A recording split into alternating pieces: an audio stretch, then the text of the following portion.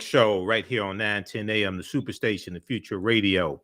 I'm your host, Brother Michael Imhotep. It is Monday, March 7th, 2022, and we are live. It's also the anniversary of Bloody Sunday, March 7th, 1965, when civil rights activists were trying to cross the Edmund Pettus Bridge in the Selma to Montgomery March. We'll talk a little bit about that toward the end of the show. And there was a commemoration of Bloody Sunday this weekend in Selma, Alabama. Vice President Kamala Harris was there also.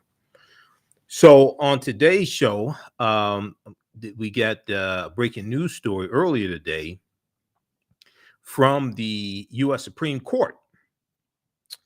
And the U.S. Supreme Court is declining to revive prosecution against Bill Cosby. This is coming out of the state of Philadelphia.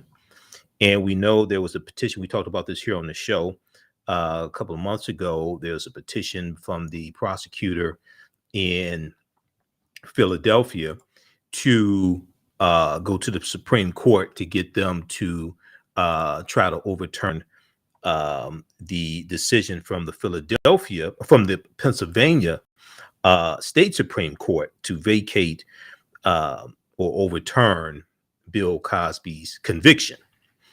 The Supreme Court left in place Monday an opinion by Pennsylvania's highest court that overturned comedian Bill Cosby's sexual assault conviction, rejecting a bid from Pennsylvania prosecutors to review the decision. So we're going to talk about this on today's show. We'll talk about this a little bit. And then also, we got the news late today that the U.S. Senate has unanimously passed the Emmett Till Anti-Lynching Bill, the Emmett Till Anti-Lynching Act, which we talked about here on this show about a week or so ago, back right about February 28th, because the Emmett Till Anti-Lynching Bill passed the House of Representatives Monday, February 28th by a vote of 422 to 3. 422 to 3. We talked about that here on this show as well, because we actually deal with substance on this show. We deal with real topics. So now the bill is headed to Joe Biden's desk for him to sign it. We're going to talk a little bit about this bill because this makes lynching a federal hate crime. And the important thing one of the important things about this bill is that a crime would be prosecuted as a lynching when death or serious bodily injury results from a conspiracy to commit a crime. And these are federal charges. So someone does not have to be killed for the perpetrators to be charged with lynching. They don't have to be killed for them to be charged with lynching. They may be killed, or it may be serious bodily harm. Okay, Axios.com has a good article dealing with this as well. So we'll talk about this on today's show. And then we'll also talk about Bloody Sunday, March 7th, 1965. We know that John Lewis was hit in the head by an Alabama state trooper. His head was fractured. Okay. And he could have died that day. So we'll talk some about that history, and we know the movie from Ava DuVernay dealt with some of the history of what happened on Bloody Sunday. But the Selma to Montgomery March was partly inspired by the killing of Jimmy Lee Jackson. Okay, and we talked about Jimmy Lee Jackson here on the show a few weeks ago. We talked about Jimmy Lee Jackson, and we see John Lewis here at the front. being confronted by the Alabama state troopers, because Jimmy Lee Jackson died on February 26, 1965. So right around the time, right around the anniversary of the passing of Jimmy Lee Jackson this year, we talked about Jimmy Lee Jackson here on the show. And he was a 26-year-old veteran. And he being shot and ultimately killed by Alabama state troopers, his death in 1965 helped inspire the Selma to Montgomery March. Because originally they wanted to take his coffin and put it and drop it at the on the steps of the state capitol building. Okay, because the capital of Alabama is Montgomery. All right, so we'll talk about that some as well on today's show. All right, now on the African History Network show, we focus on educating, empowering, and inspiring people of African descent throughout the diaspora and around the world, because right now it corrects wrong behavior. What you do for yourself, what you do to yourself, and what you allow other people to do to you and get away with is based upon what you think about yourself. What you think about yourself is based upon what you have been taught about yourself. What you've been taught about yourself is based upon everything you've read, heard, and seen about yourself. So when you control the radius of a man or woman's thoughts, you can control the circumference of his or her actions, because the mind can't do or teach what it doesn't know. We'll also give you some information about the online classes I teach on Saturdays and Sundays, from the Civil War to the Civil Rights Movement and Black Power, 1865 to 1968, and Ancient Kemet, the Moors, and the Maafa, understanding the transatlantic slave trade, what they didn't teach you in school. All right, we'll also try to do a quick update on what's going on in Ukraine. We know 1.7 million people have fled now. Ukraine, this is day number 12. Russia invaded on Thursday, February 24th. So this is day number 12. And we talked about this some on our show, on our Sunday show as well. So a show yesterday. All right, if we look at this story, well, we're coming up here on the break. We'll deal with this on the other side of the break. We'll talk about Bill Cosby on the other side of the break. Calling number is 313-778-7600.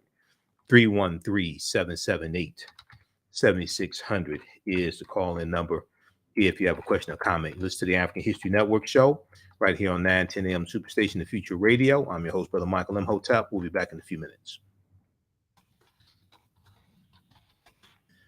All right, stand by. How's everybody doing? Share this broadcast on your social media platforms. Invite your friends to tune in.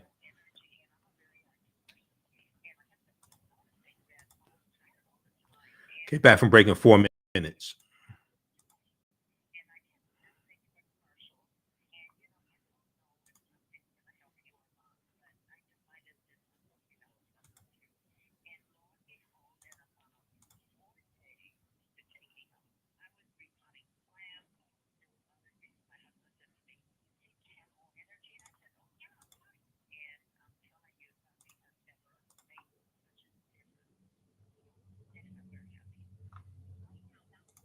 Stand by, everybody.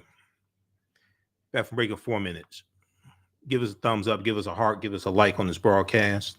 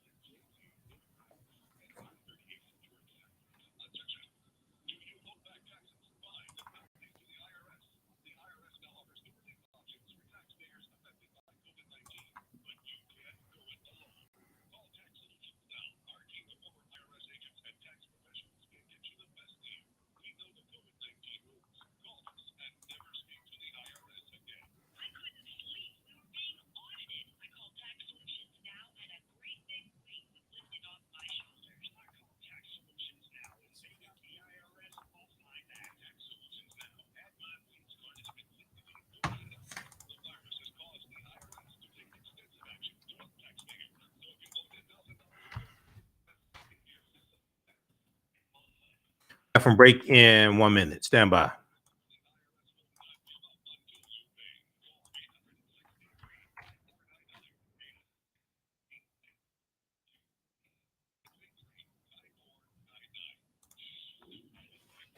An African History Network show, we deal with current events in history and politics, education, economic empowerment, entrepreneurship, relationships, love, sex, health issues, and much, much more. Unfortunately, many people confuse what racism means. Racism is a power structure. It was laws and policies that put us in this predicament. It's going to be laws and policies that take us out. So when you control the radius of a man or woman's thoughts, you control the compass of his or her actions, because the mind can't do or teach what it doesn't know. We have it all on 910 AM Superstation.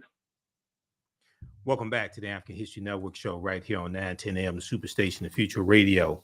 I'm your host, Brother Michael Imhotep. It is Monday, March 7th, 2022.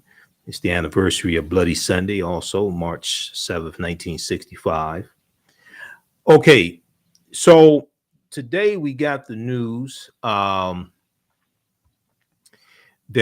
the U.S. Supreme Court is not going to vacate the overturning of Bill Cosby's conviction. So now I talked about this a couple months ago that prosecutors in Philadelphia were petitioning the Supreme Court to overturn the vacating of the conviction that took place of Bill Cosby in 2018. The Supreme Court left in place on Monday, March 7th, an opinion by Pennsylvania's highest court that overturned comedian Bill Cosby's sexual assault conviction, rejecting a bid from Pennsylvania prosecutors to review the decision. Rejecting a bid from Pennsylvania prosecutors to review the decision. Bill Cosby was convicted of aggravated indecent assault in 2018. Aggravated indecent assault in 2018 for drugging and sexually assaulting Andrea Constand in his Pennsylvania home in 2004. He was sentenced to 3 to 10 years in state prison, 3 to 10 years in state prison. Now, he was released from prison in June of 2021 after the Pennsylvania State Supreme Court overturned his sexual assault conviction on the grounds that his due process rights had been violated. We're going to that clip in just a second that I sent you, Shakita, from NBC News. So cue it up, please, on Bill Cosby. Now, the Pennsylvania State Supreme Court, justices said in their opinion that a former Montgomery County district attorney's decision to not prosecute Bill Cosby in 2005 in return for his deposition in a civil case was ultimately used against him at trial. So this was the previous district attorney, Bruce Castor, who made this deal with Bill Cosby, apparently, and his attorneys. First of all, Bruce Castor said it wasn't enough evidence to prosecute Bill Cosby criminally. And he made this deal that if he sat down for a deposition with Andrea Constand's attorneys, then that deposition could not be used against him criminally. Okay, because and there was a press release that was released that basically stated this.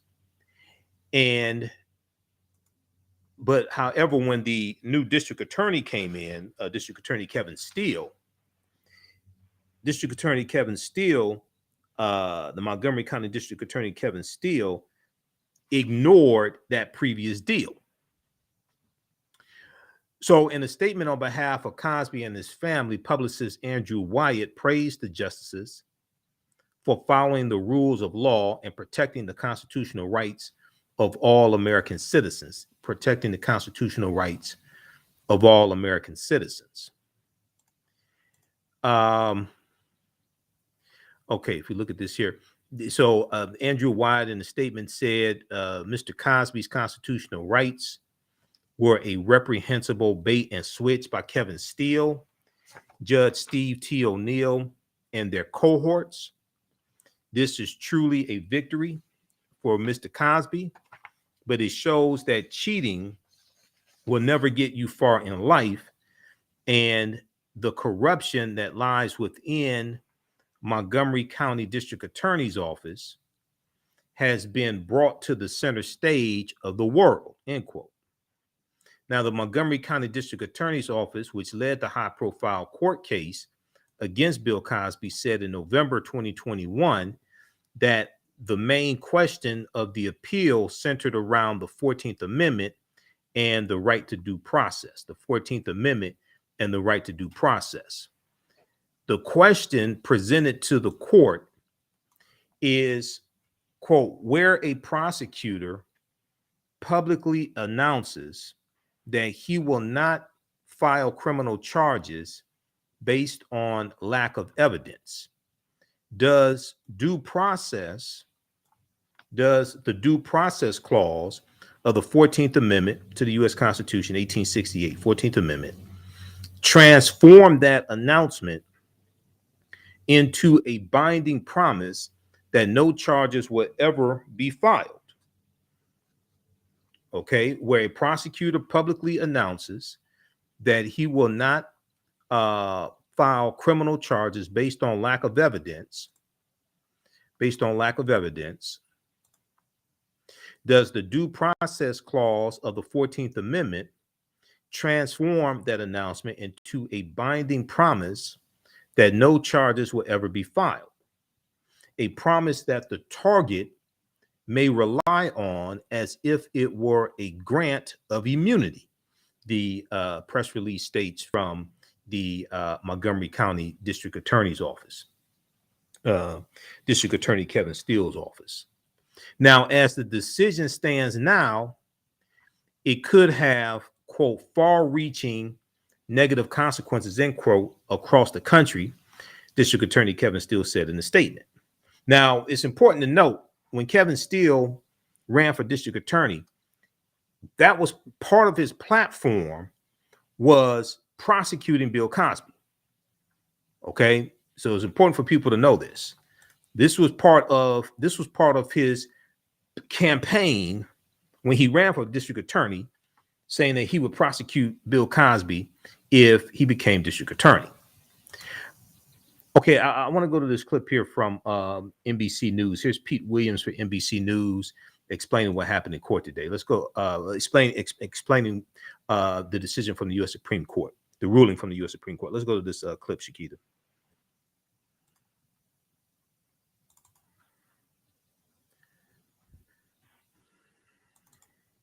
News now from the Supreme Court. Bill Cosby will remain a free man after the justices refused prosecutors' request to take up his sexual assault case. Cosby was released from prison last June when his conviction was thrown out by Pennsylvania's highest court. He had served 3 years in prison after being convicted of drugging and sexually assaulting a woman. NBC News Justice correspondent Pete Williams is joining us now from Washington. Pete, walk us through what we understand from the court today and what exactly was the reason Cosby's case was thrown out in the first place in Pennsylvania. So first, a reminder of how this case came to the Supreme Court. After a woman claimed that Cosby attacked her, it was the county prosecutor who issued a press release declining to file charges. He said there were too many problems in the case. And then when Cosby was hit with a lawsuit filed by the victim, he talked about what happened because he believed he had immunity from prosecution. But then a new prosecutor came along and used what Cosby said during that civil lawsuit and charged him with a crime, and he was convicted. It's that conviction that the state Supreme Court threw out last year. Pennsylvania said the state court was wrong to conclude that Cosby had a good reason to rely on the original prosecutor's press release. It didn't say that no charges would ever be filed, the state had argued, and that left the door open for a new prosecutor to reopen the case. And so the state says that ruling sets a dangerous precedent. converting a prosecutor's press release into a legally enforceable grant of immunity. Cosby's lawyers had urged the Supreme Court not to take the case. They said it wasn't the press release that Cosby relied on. It was an explicit promise not to prosecute that was made to his lawyers. And they said this was such an unusual situation that it's unlikely ever to occur again. And today, the U.S. Supreme Court declined to take the case without comment, as is usual practice, and there were no noted dissents, Aaron. Yeah, at the same time, Pete, Bill Cosby still has a long list of accusers. What does this decision or lack of a ruling here by the court mean for his legal issues going forward? I wouldn't think anything. This is all about the criminal case. It's too late now for any criminal charges to flow from what Cosby said in that civil lawsuit. And the Supreme Court's declining to take this case doesn't say anything about what the standard of proof would be in the civil lawsuits. So I don't think the Supreme Court's decision today is going to have any effect on those subsequent rulings. Okay. Great reporting from Pete Williams, NBC News. So if we look at this article here quickly, coming up on a break from New York Times. New York Times is a good article on this. Supreme Court will not review decision to overturn Bill Cosby's conviction. Prosecutors had appealed a ruling by the Pennsylvania Supreme Court, which had overturned the conviction on due process grounds.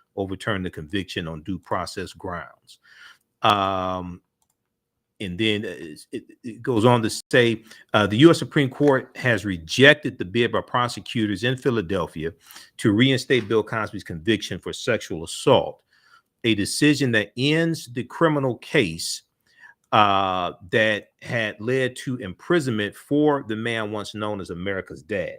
In an order issued on Monday, the court said, without elaborating, that it had declined to hear the appeal filed by prosecutors in November 2021. The Supreme Court's decision leaves in place a ruling issued by court in the state of Pennsylvania in 2021 that overturned Bill Cosby's 2018 conviction on due process grounds, allowing Bill Cosby, who's 84 years old, to walk free after serving nearly 3 years of a 3 to 10 year prison sentence. All right, we'll continue this on the other side of the break, and we'll talk about the Emmett Till anti-lynching bill passed the U.S. Senate unanimously late today after passing the House of Representatives back on February 28th by a vote of 422 to 3. It now goes to Joe Biden's desk. We'll break this down on the other side of the break and explain to you what this means. Listen to the African History Network show. I'm Michael Imhotep. We'll be back in a few minutes.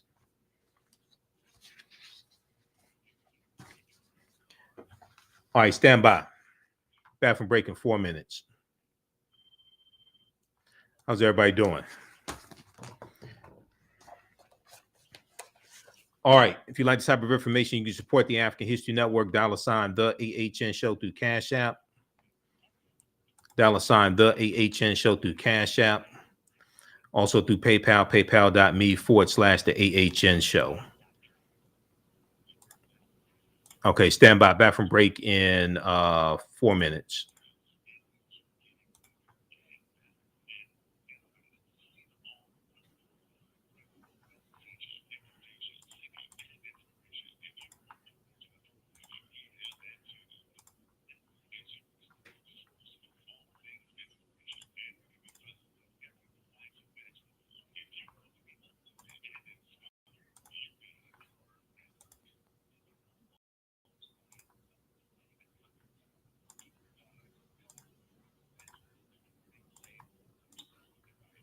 Back from break in 3 minutes.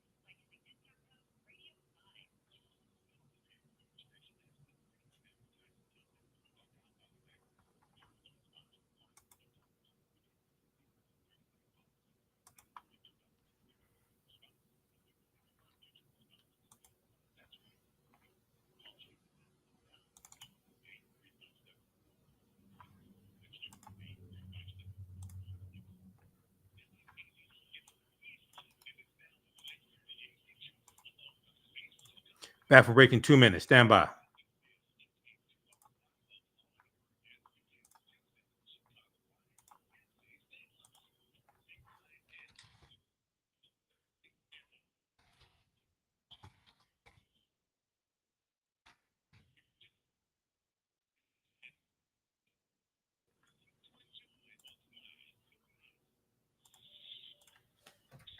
In 10, the Superstation, Detroit's only African-American talk radio.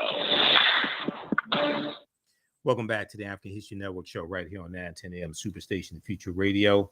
I'm your host, Brother Michael Imhotep. All right.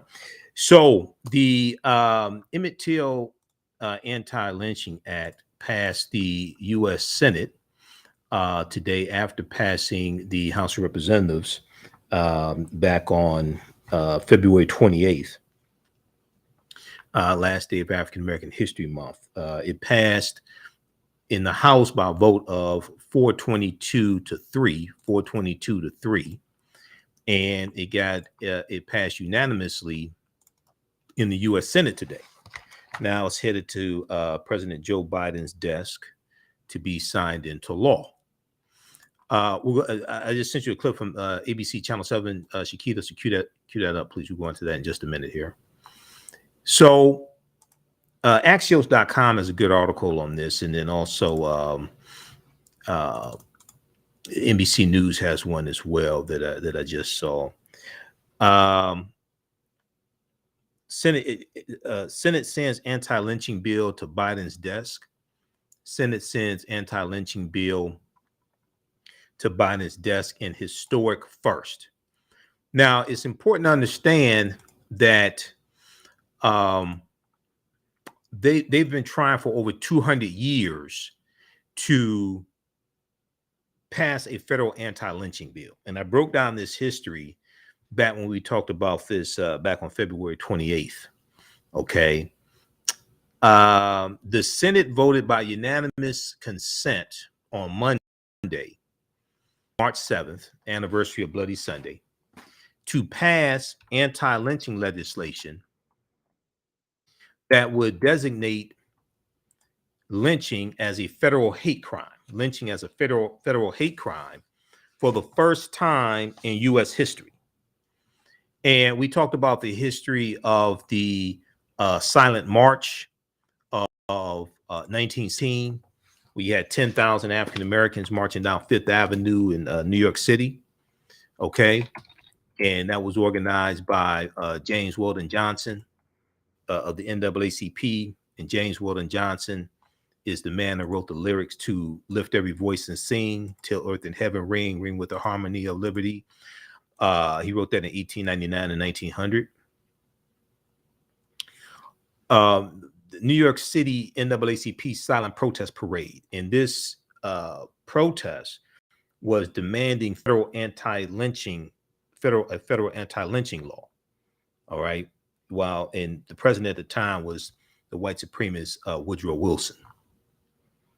And this silent march was largely the impetus of it partly was the East St. Louis, Illinois race riot in 1917, which was one of the first major race riots in the North. The National Association for the NAACP Silent Protest Parade, also known as the Silent March, place on Fifth Avenue, New York City, Saturday, July 28th, 1917. Saturday, July 28th, 1917. This protest was a response to violence against African Americans, including the race riots, lynching, and outrages in Texas, Tennessee, Illinois, and other states. One incident in particular, the East St. Louis race riot, also called the East St. Louis Massacre, was a major catalyst of the silent parade.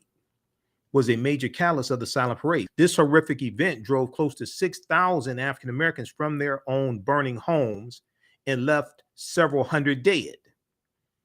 James Wilson, who just happened to be a member of Phi Beta Sigma Fraternity Incorporated, so was John Lewis and Hosea Williams.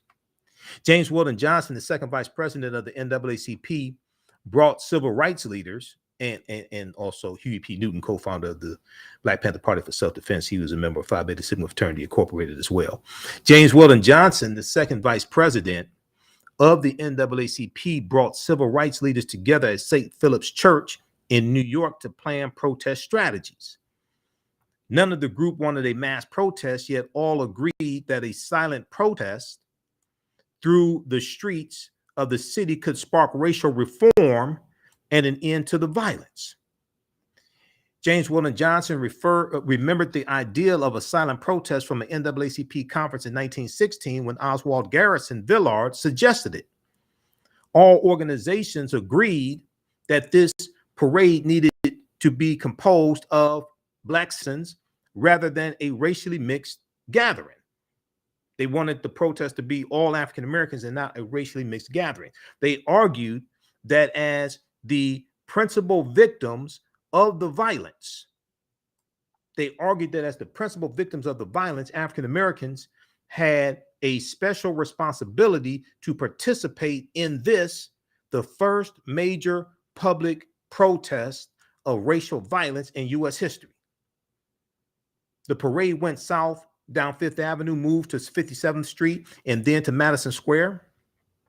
It brought out nearly 10,000 Black women, men, and children who all marched in silence. And they were marching not for exercise, they were protesting to get a federal anti-lynching law. It was 1917. The silent protest parade. And today, the Emmett Till Anti-Lynching Act passed the U.S. Senate unanimously after passing the House of Representatives, and it's going to actually become law after over 100 years. The Senate voted by unanimous consent on Monday to pass anti-lynching legislation that would designate lynching as a federal hate crime. Designate lynching as a federal hate crime for the first time in U.S. history. Now, let me see. Okay, let's do this one here. For the first time in U.S. history, Congress had previously failed to pass anti-lynching legislation despite over 200 attempts since 1918. Okay, Congress.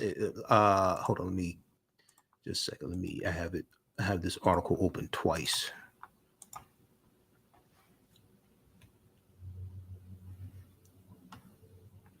Let me close this here. Just a second here. Okay, so Congress had failed to pass this bill over 200 times.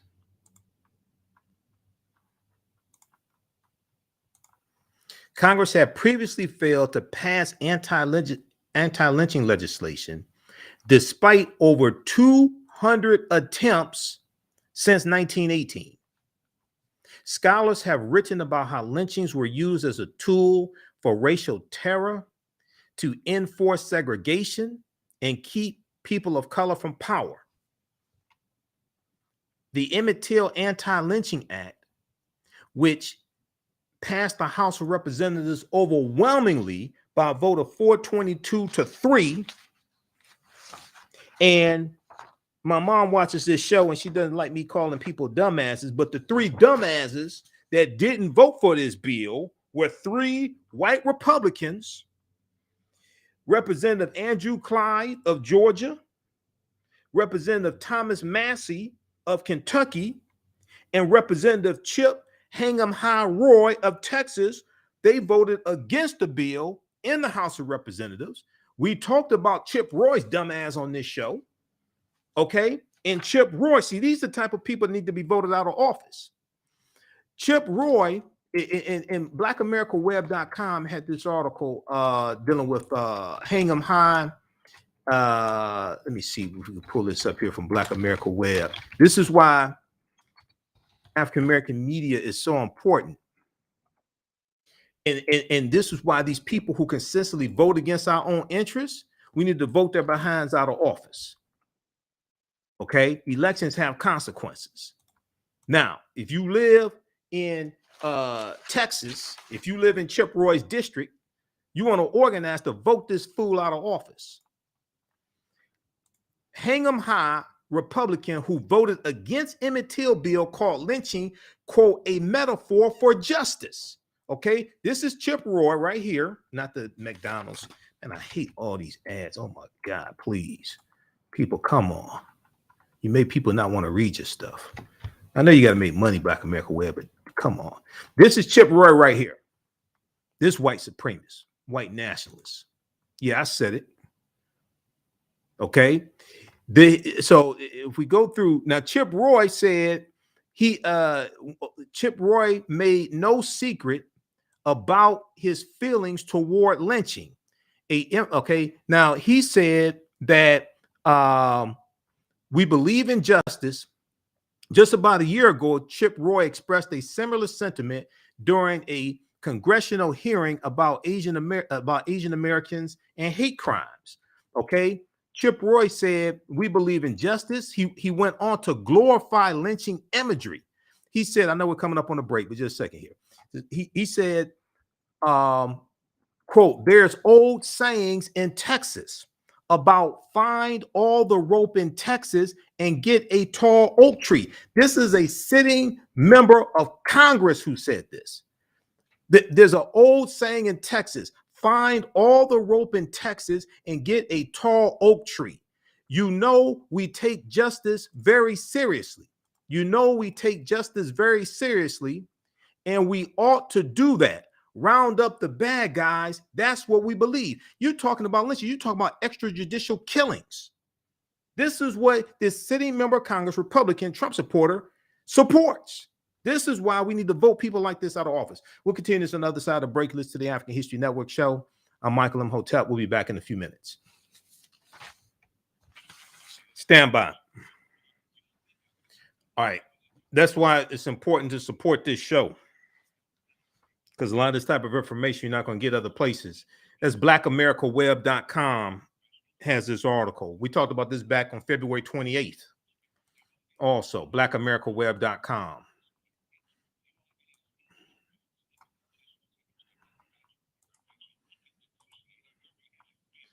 Stand by. Back from break in 4 minutes. Hang 'em high Republican who voted against Emmett Till bill called lynching, quote, a metaphor for justice. He's a member of the House of Representatives from Texas. Chip Roy. Gotta go, gotta go.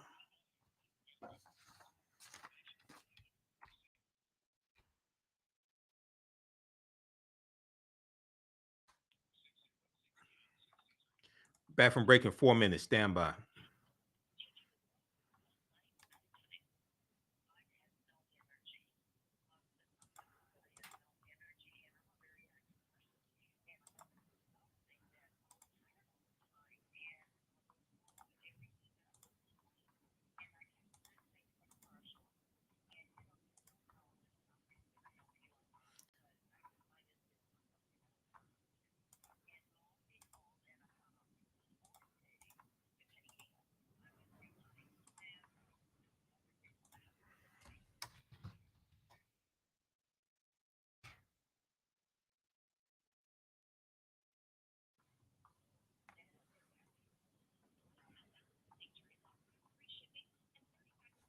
Back from break in 3 minutes. Stand by.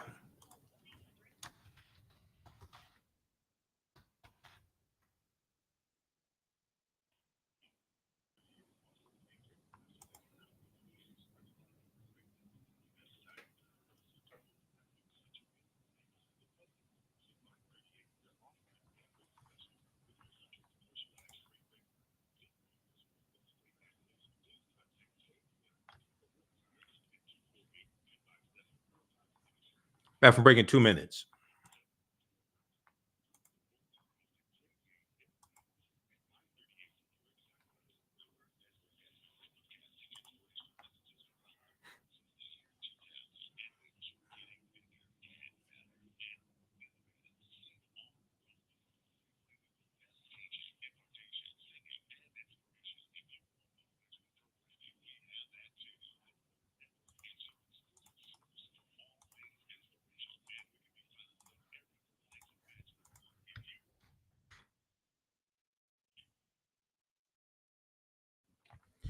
Welcome back to the African History Network show right here on 910 AM, the Superstation, the Future Radio. I'm your host, Brother Michael Imhotep. It is Monday, March 7th, 2022, and we are live. Okay, if you like this type of information, you can support the African History Network, $ the AHN show through Cash App, $ the AHN show through Cash App, also through PayPal, paypal.me /the AHN show, paypal.me /the AHN show. We're here 6 days a week. This lets us keep doing the research, stay on the air, keep broadcasting, pay some of the bills, etc. And also, if you visit our website, AfricanHistoryNetwork.com, we have the information there. I'm going to post a link here. And you can also register for the online classes I teach on Saturdays and Sundays. On Sundays, these are 10-week online classes, okay? On Sundays is Ancient Kemet, the Moors, and the Maafa, understanding the transatlantic slave trade, what they didn't teach you in school. So our next class, Saturday, March 12th, 2 p.m. to 4 p.m. Eastern Standard Time. So the class is on sale, $60, regularly $130. Even after the class is over with, you can still have full access to the class. You can go back and watch all the courses, all the sessions, okay? I do a PowerPoint presentation with book references, articles, video clips, and you can watch from around the world as well. As soon as you register, you can watch the class we did this past weekend. We have a bundle pack where you can register for both classes that I teach for $100, regularly $130. And on Sundays, I teach from the Civil War to the Civil Rights Movement of Black Power, 1865 to 1968.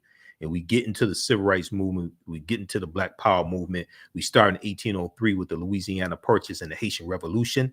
So next class is Sunday, March 13th. As soon as you register, you can watch the classes we did this past weekend. So we had some really good classes this past weekend. Okay, so I want to go back to the story here dealing with Emmett Till. All right, and because it took, we go back to this article from, well, first of all, we have this one here from Black America Web that I was talking about. Chip Roy, gotta go. All right. Chip Roy said that I'm pro law enforcement. I'm pro. If we go back to this article from Black America Web quickly, he said there's an old sayings in Texas about find all the rope in Texas and get a tall oak tree. You know, we take justice very seriously. Why'd y'all vote for a criminal like Donald Trump then? Why'd you vote for him if you take justice very seriously? I don't understand that. Who incited an insurrection also, by the way, January 6th insurrection. And we ought to do that. Round up the bad guys. That's what we believe. That's why, is that why y'all had a gallows outside the U.S. Capitol building with a noose around it? Talking about hang Mike Pence. Later, Representative Chip Roy from Texas, member of the U.S. House of Representatives, doubled down on that hatefully violent rhetoric during a brief interview with the Austin American Statesman last year, 2021. At the time, Representative Chip Roy said he views lynching through the lens of policing. He said he views lynching through the lens of policing. He said, I'm pro law enforcement. I'm pro taking out the bad guys, hang them high, Chip Roy said about lynching. Now, this is a sitting member of Congress. He said, I'm pro law enforcement. I'm pro taking out the bad guys, hang them high. But lynchings are illegal. He all but shrugged when asked about America's history of lynching African Americans. He said, Chip Roy, a sitting member of the House of Representatives who voted against the Emmett Till anti-lynching bill, one of the 3 Republicans that voted against the bill, he said, yeah, so he said it was a metaphor for justice. He said lynchings was a metaphor for justice. So does that mean he condones the lynching of Emmett Till? Was that justice for Emmett Till for talking to Carolyn Bryant or possibly whistling at her? Is he condoning that? See, this is why when I hear people talking about not voting, I want to slap the sugar honey iced tea out their mouth. For some stupid ass nonsense like that. You got people like this in office who vote against our own interests, and you don't have enough self-respect to vote these people out of office. The reason why many of our people don't fight back is because many of our people don't think that we're fighting for. What you do for yourself, what you do to yourself, and what you allow other people to do to you and get away with is based upon what you think about yourself. What you think about yourself is based upon what you've been taught about yourself. What you've been taught about yourself is based upon everything you've read, heard, and seen about yourself. This is why we have to take our minds back. Bantu Stephen Biko said the most potent weapon in the hands of the oppressor is the mind of the oppressed. This is why we have to take our minds back. Our foundation is African history and culture. It gives us our VIPs, our values, our interests, and our principles. This influences our economic empowerment, our political empowerment. Let's go to this clip from ABC Channel 7, Shakita, right quick. Now, this is the day before or early in the day that the House of Representatives was going to vote for the Emmett Till anti-lynching bill. Let's go to this clip.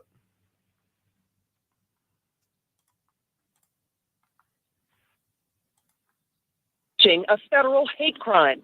The Emmett Till Anti-Lynching Act will receive a vote Monday evening on the House floor and is expected to pass.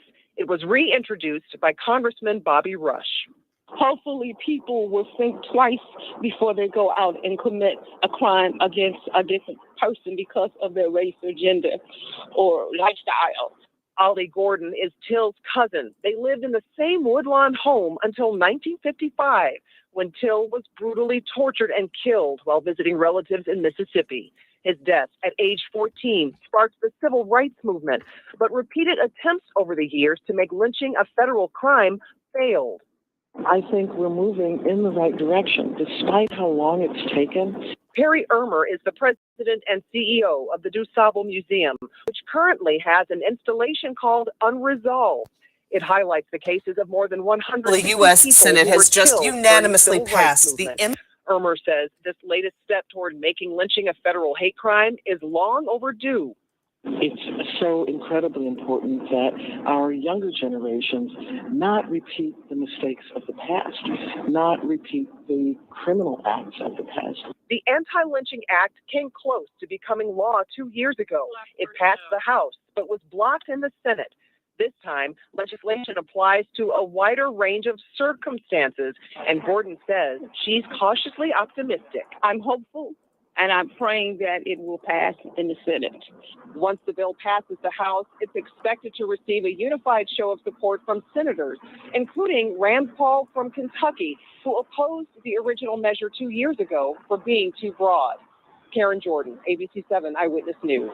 Okay, pause right there. All right, thanks. So Senator Rand Paul of Kentucky, who needs to be voted out of office anyway, even though he voted for this bill, Senator Rand Paul of Kentucky, who blocked this bill in June of 2020, he helped write the new bill to make it more specific and less vague, and he voted for it. That's a good thing. He still has to go.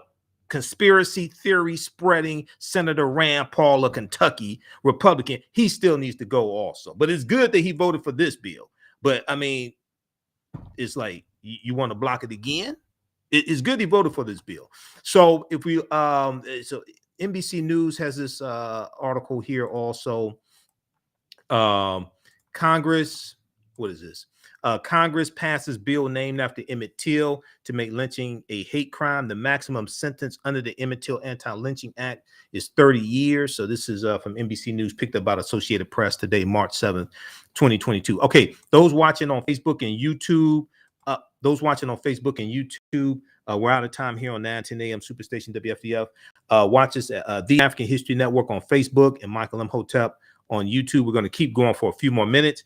Visit our website, AfricanHistoryNetwork.com. Right now, let's correct wrong behavior. It's not over till we win. Wakanda forever. We'll talk to you tomorrow. Peace. Stand by.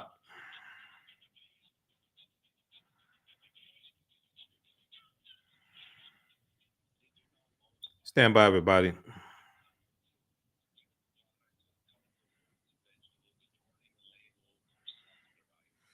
Okay, so let's keep going. What the hell? Let me disconnect this call. Hold on. All right. Okay, I want to go back to this article from Axios.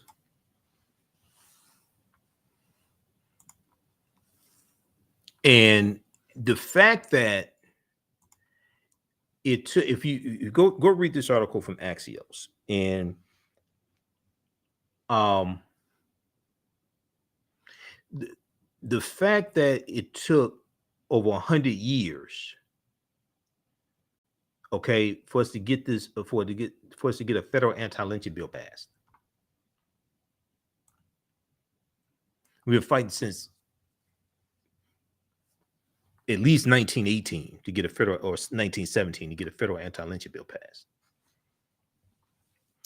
This is why when I hear certain people who say, oh, well, we couldn't get a George Floyd justice and policing bill passed, so I'm not going to vote.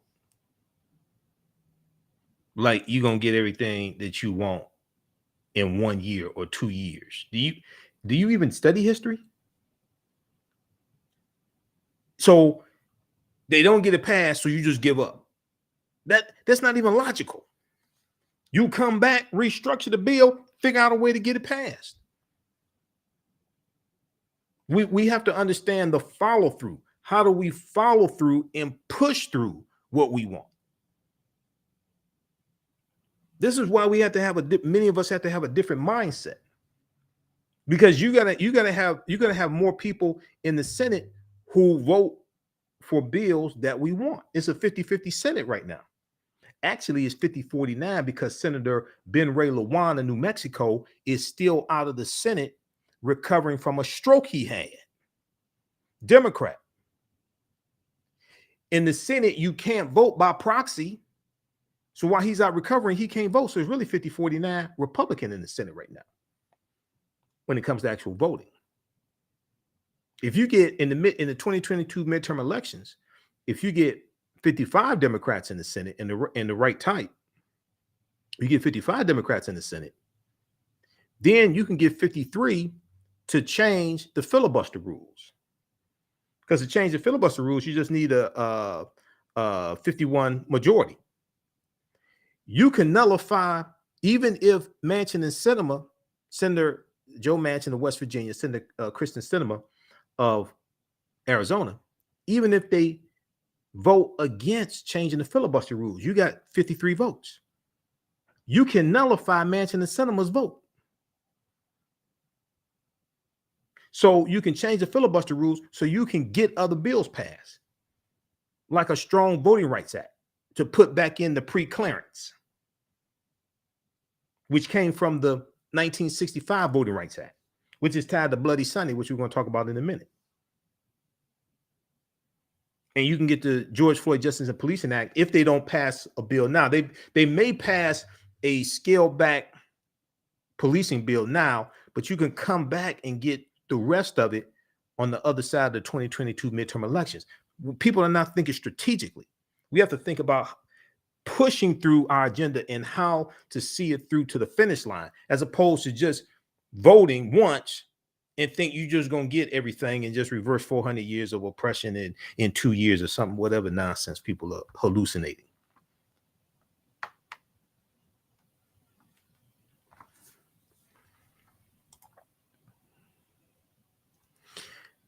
Congress had previously failed to pass anti-lynching legislation despite over 200 attempts since 1918. Scholars have written about how lynchings were used as a tool for racial terror, to enforce segregation, and keep people of color from power. The Emmett Till Anti-Lynching Act, which passed the House of Representatives overwhelmingly,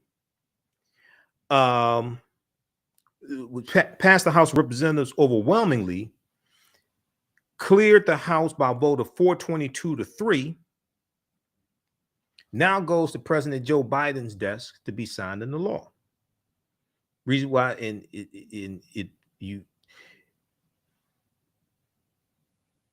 under the bill, a crime would be prosecuted as a lynching when death or serious bodily harm, or serious bodily injury, I should say, when death or serious bodily injury results from a conspiracy to commit a hate crime. Under the Emmett Till Anti-Lynching Act, a crime would be prosecuted as a lynching when death or serious bodily injury results from a conspiracy to commit a hate crime. A convicted perpetrator would face up to 30 years in prison. The bill, led by Representative Bobby Rush, Democrat from Illinois, in the House of Representatives, is named after Emmett Till, 14-year-old African-American boy whose brutal 1955 torture and murder in Mississippi helped spark the civil rights movement, the modern day civil rights movement. Senator Rand Paul, a Kentucky Republican, who held up a similar bill in 2020, joined Senators Cory Booker, Democrat from New Jersey, Senator Tim Scott, Republican from South Carolina, who needs to be voted out of office also, because Senator Tim Scott lied about why the talks dealing with the George Floyd Justice and Policing Act broke off in September 25th, 2021. And he said that Democrats wanted to defund the police. And as we broke down on our show yesterday, the George Floyd Justice and Policing Act does not defund the police. It actually funds the police. But it does it in a responsible way, and it does it in a good way. Senator Cory Booker said that the George Floyd Justice and Policing Act allocates millions more to police departments. Does that sound like defunding, or does that sound like funding? Senator Tim Scott lied. And then also Senator Raphael Warnock, Democrat from Georgia, helped craft this bill in co-sponsoring a proposal to clear up any opposition. So Senator Rand Paul, Senator Cory Booker, Tim Scott, and Senator Raphael Warnock came together in co-sponsoring a proposal to clear up any opposition. So some people may ask, well, aren't hate crimes already currently illegal? Okay. But for decades, lynching and murder has been illegal as well in states and local law enforcement failed to seek charges. Now this allows for it. So say, for instance, you have so say hypothetically with say Ahmaud Arbery, right? The local DAs didn't want to prosecute. With this federal anti-lynching bill, at the federal level, they could come in and prosecute not a civil rights case, not a federal civil rights case, because before this bill, at the federal level, they could prosecute a federal civil rights case, meaning that the person's civil rights, they were deprived of their civil rights. So in the killing, because that's what happened in this hate crime conviction, the federal hate crime conviction with at the federal level that just happened with the McMichaels and William Bryan. They were convicted of depriving Ahmaud Arbery of his civil rights. That's a federal prosecution. That's a federal offense. But it's hard to prove because you have to prove willful intent. You have to prove that they willfully intended to deprive someone of their civil rights, which goes to state of mind.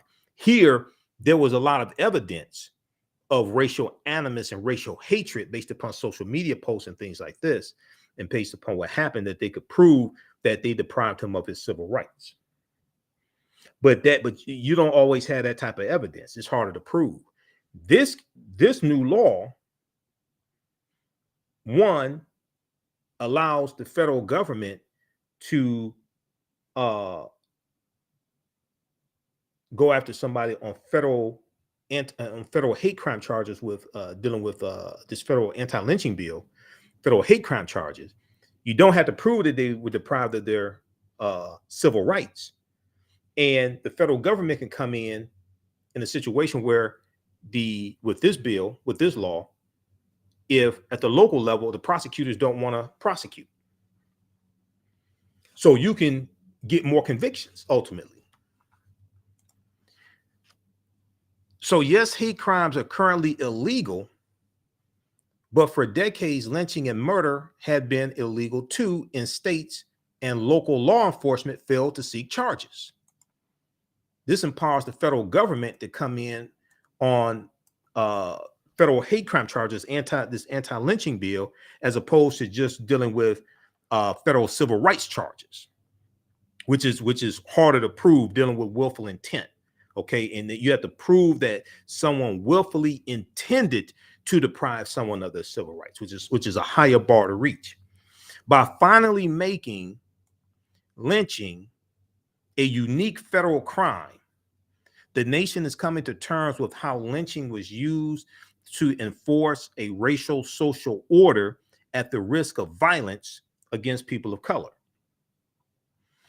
Federal prosecutors will have another tool to use against violators, even if local prosecutors and weak grand juries look the other way. Federal prosecutors will have another tool to use against violators, even if local prosecutors and weak grand juries look the other way.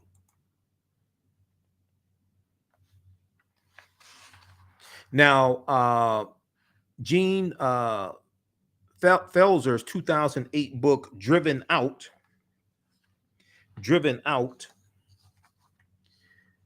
The Forgotten War Against Chinese Americans, documents documents from 1848 in the 20th century into the 20th century, documents from 1848 into the 20th century, how lawless white mobs lynched Chinese miners in California in violent acts of ethnic cleansing. That's true.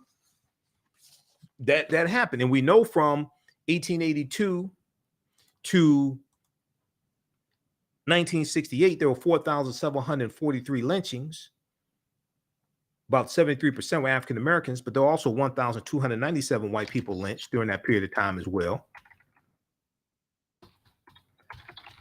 At the NAACP's website, they have some good information dealing with the history of lynchings. We know Mississippi had the most number of lynchings during that period of time, 581 lynchings, but Texas was number 3. Texas had the number 3 largest number of lynchings during that period of time. If you go to NAACP.org, which is their official website, national chapter of the NAACP, they have a section dealing with lynchings, history of lynching in America.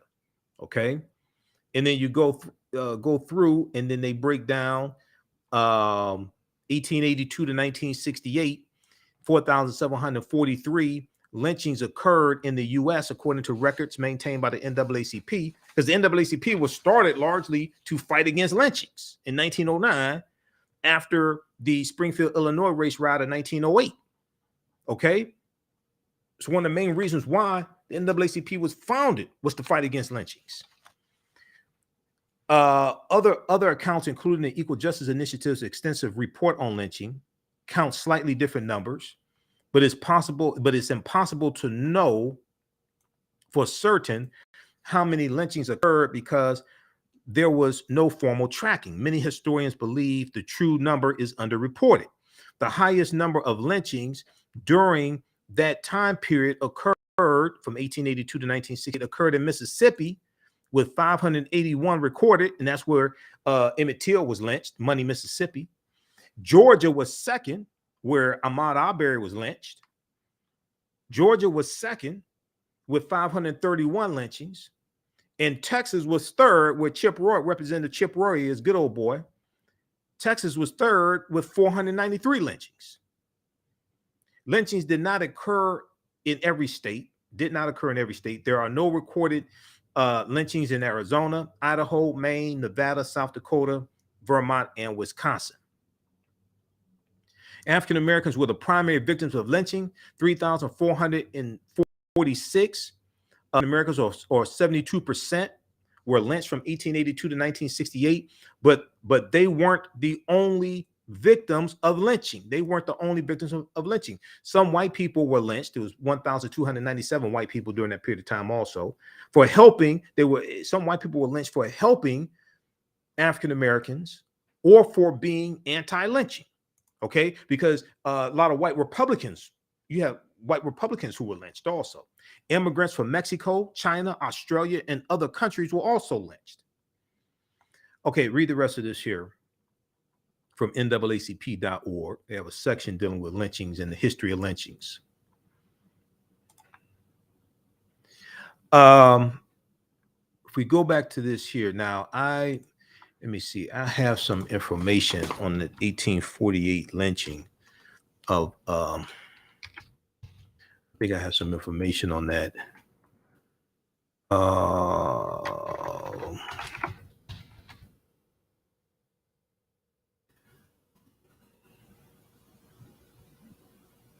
Okay, that's the Chinese Exclusion Act, 1882. Let me see. What I have. There was one.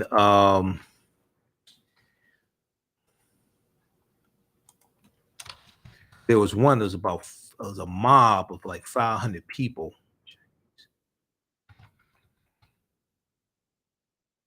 Oh, I think this is it right here. Well, this is one in 1885. But this will do. This is one in 1885. They talked about the one in 1848. This is one in Wyoming in 1885. Chinese miners are massacred in Wyoming, September 2nd, 1885. This is from history.com, official website of the History Channel.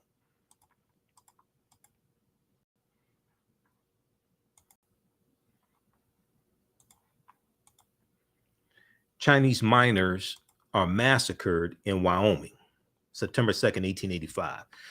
September 2nd, 1885, 150 white miners in Rock Springs, Wyoming, brutally attack their Chinese co-workers, killing 28, wounding 15, and driving several hundred more out of town. 150 white miners attack their Chinese co-workers. The miners working in the Union Pacific coal mine have been struggling to unionize and strike for better working conditions for years. But at every juncture, the powerful railroad company had bested them. Searching for a scapegoat, the angry miners blamed the Chinese, whose labor was being exploited also, because white supremacy pits groups of oppressed people against each other to exploit them. So the labor of the Chinese workers was being exploited as well by the Union Pacific Railroad. So searching for a scapegoat, the white coal miners, Union Pacific miners with Union Pacific, the white coal miners blame the Chinese coal miners as opposed to the people who are oppressing both of them. So the angry miners blame the Chinese. The coal miners were hard workers, but Union Pacific had initially brought many of them to Rock Springs as strike breakers, and they showed little interest in the miners' union. Outraged by a company decision to allow Chinese miners to work the richest coal seams, a mob of white miners impulsively decided to strike back by attacking Rock Springs' small Chinatown. When they saw the armed mob approaching, most of the Chinese abandoned their homes and businesses and fled for the hills. But those who failed to escape in time were brutally beaten and murdered. Now, so you're attacking the Chinese because you're trying to unionize, and you look at the Chinese as strike breakers, but you're both being exploited by the same group of people. Union Pacific. The white coal miners and the Chinese coal miners were both being exploited by the same people.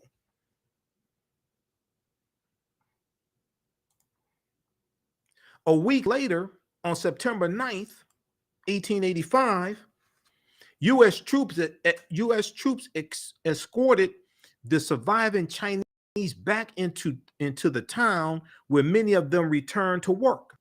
Eventually, the Union Pacific fired 45 of the white miners for their roles in the massacre, but no effective legal action was ever taken against any of the participants. So they weren't charged with murder, they just got fired. But no effective legal action was ever taken against any of the participants. The Rock Springs Massacre was symptomatic of the anti-Chinese feelings shared by many Americans at the time. This is 1885. And this is before the 1894 Pullman strike that came after the economic depression of 1893. And the Pullman strike is when it was going to be one of the first major labor strikes, and this is going to lead to more unionizing. This was 1894, and the African American pool porters were not allowed to strike because they were not allowed to join the union. Okay, this deals with you go research the 1894 Pullman strike. Okay, the workers for George Pullman's company, the Pullman railroad cars.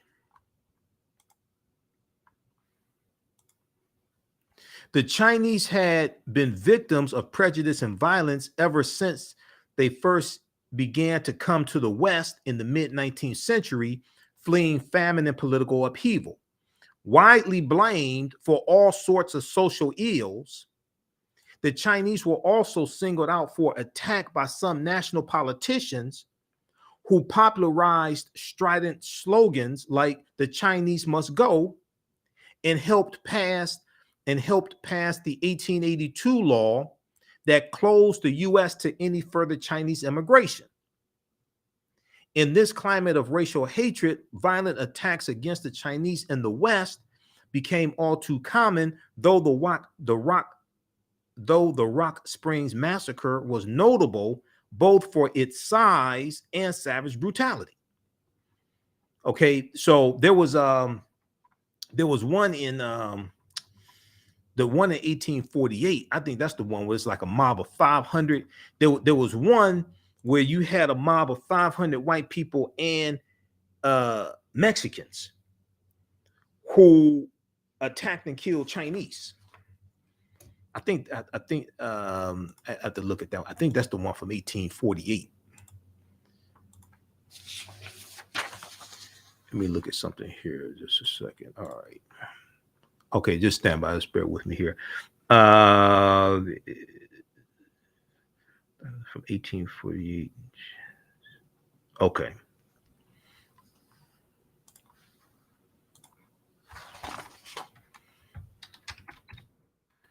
Let me just look at something here.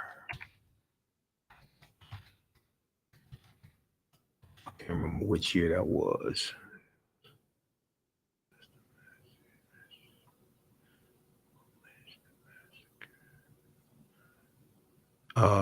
This is okay. So Medium has this article here. Chinese immigrants were lynched and massacred in the late 1800s. I can't remember that date. I have to look that one up. Hold on. Okay, I have to look that one up. I read an article on that. I think I came across that article when I was researching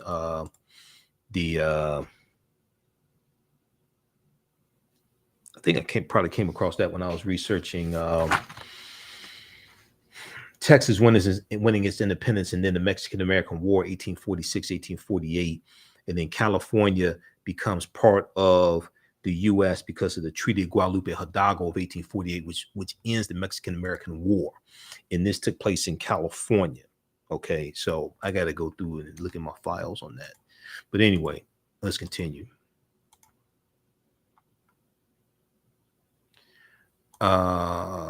Okay, so I want to go back to this article here from Axios. So, okay, 1848.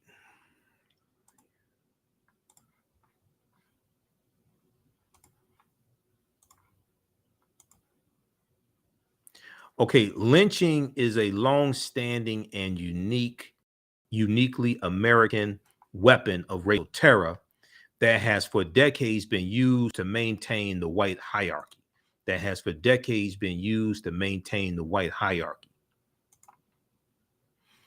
Rush said in a statement after the bill's passage, Representative Bobby Rush said after the bill's passage, perpetrators of lynching got away with murder time and time again. Perpetrators of lynching got away with murder time and time again. In most cases, they were never even brought to trial. Now, unanimous Senate passage of the bill sends a clear and emphatic message that our nation will no longer ignore this shameful chapter of our history, and that the full force of the U.S. federal government will always be brought to bear against those who commit this heinous act. Now, Senate Majority Leader Chuck Schumer, Democrat from New York, said the first anti-lynching legislation was introduced a century ago. He said this from the Senate floor on Monday. He said that it took so long is a stain, a bitter stain on America. Now, while this will, quote, while this will not erase the horrific injustices, it is still an important step forward as we continue the work of confronting our nation's past in pursuit of a brighter, more just future. Okay, so check this out from Axios.com.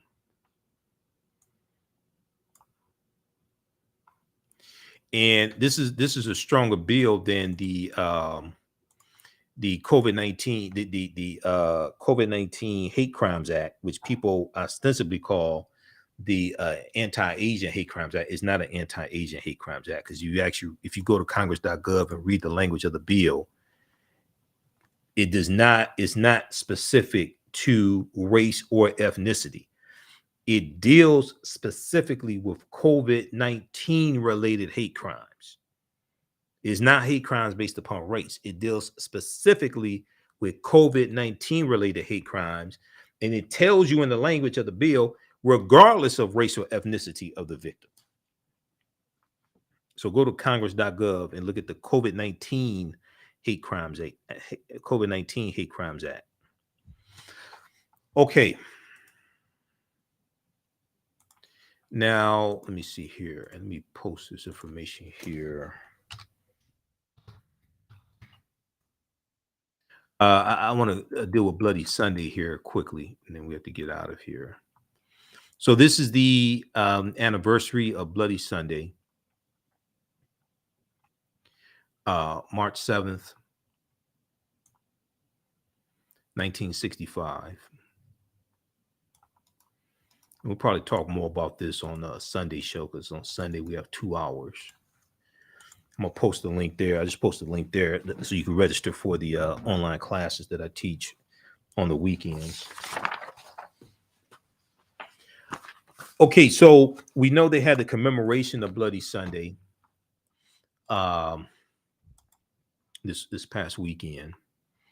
And Vice President Kamala Harris was there to draw attention to this. Now, Roland Martin was there. I think he was the only African-American owned media that was there.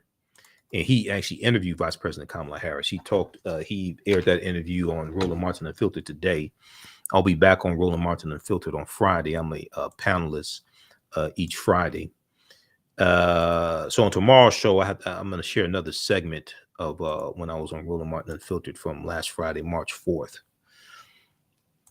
This is an article from CNN about what happened this weekend.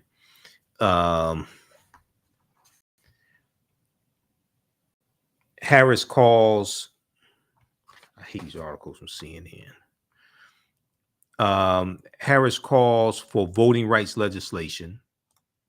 Harris calls for voting rights legislation. And this is, hold on, let me see. Can we do this? Harris calls for voting rights legislation for walking across Edmund Pettus Bridge. Okay. So if we look at this article here, Vice President Kamala Harris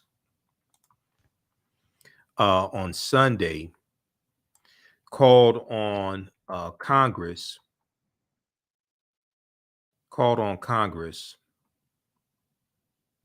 to pass federal voting rights legislation before walking across the Edmund Pettus Bridge in Selma, Alabama, to mark the 57th anniversary of Bloody Sunday, a key moment in the civil rights movement. Quote, a record number of people cast their ballots in the 2020 elections. It was a triumph of democracy in many ways, but not everyone saw it that way. Some saw it as a threat. Vice President Kamala Harris said, lamenting the raft of what she called, quote, un-American laws enacted in GOP-led states across the country that make it more difficult to vote. They're trying to take us back to 1890 and the Mississippi State Convention of 1890, where they voted to impose poll taxes and literacy tests to suppress the African-American vote and disenfranchise African-Americans. And this became known as the Mississippi Plan, and it was adopted by other Southern states, the Mississippi Plan of 1890. Okay. And Solomon Saladin Calhoun, who was the White County judge who presided over the Mississippi State Convention, he said, we came here to exclude the Negro. We came here to exclude the Negro. Okay. This article here from Washington Post, March 1st, 2021. The Mississippi Plan to keep blacks from voting in 1890. We came here to exclude the Negro. This plan was adopted by other Southern states. This is after Reconstruction ends in 1877. They instituted the Jim Crow laws. The first poll taxes in Florida in 1889. Okay, 1881, the Tennessee state legislature starts segregating streetcars in public transportation. The convention president, 1890, Mississippi, the convention president, Solomon Saladin Calhoun, a White County judge, put the voting issue bluntly. He said, let's tell the truth if it burst the bottom of the universe. We came here to exclude the Negro. Nothing short of this will answer. This is at a time when African Americans were the majority of the voters in the state of Mississippi. And the Mississippi state legislature rewrote their state constitution. And then South Carolina is going to do the same thing in 1895. Louisiana does in 1898. You have Alabama, 1901. You have Georgia, Oklahoma. All of them are going to follow this. They rewrite their state constitutions, impose poll taxes and literacy tests. In some cases, land ownership requirement to suppress the African-American vote and push us out of elected office, because during Reconstruction, there's about 2,000 African-American men who got elected to public office in this country, especially in the South, because 90% of us were in the South. Up until even 1910, shortly before the Great Migration started, 90% of African-Americans lived in the South. We were the majority in the state legislature in South Carolina during Reconstruction. The majority of the state legislature in South Carolina were African-American men. And what they're doing right now, many of these southern states, but these Republicans in these Republican-dominated state legislatures and passing these voter suppression laws It's the same thing they did in the 1890s and early 1900s, targeting African Americans to suppress our vote. It's the same thing. But now they're doing it also to Latinos and Asian Americans and things like this. And even some of their own people they're disenfranchising. But the impetus of this is a lot of Republicans upset with the results of the 2020 presidential election, and then also upset that they lost the 2 Senate seats in Georgia. And if you know anything about the history of Georgia and the Georgia state legislature, and Denmark Groover, 1963, who was a segregationist Democrat in the state legislature, he's the one that pushed the bill to make statewide he's the one to push the bill for statewide races in Georgia to require a 50+1 majority in the primaries. You had to get more than 50% of the primaries, more than 50% of the vote in the primary. Otherwise, there's going to be a runoff election. That's because of Denmark Groover. That was specifically designed to lock African Americans out of statewide voting power, statewide office in Georgia. So in the primaries, if you had an African American candidate and all of the African Americans who were voting, the majority of them, put their vote behind one candidate, well, they can get the majority of the vote and win and beat a white candidate. If you had like 2 or 3 white candidates running and white people split the vote and African Americans put their vote behind one black candidate, okay, then that African American candidate could win. So what Denmark Groover did in 1963, this was specifically designed to lock African Americans out of statewide political power.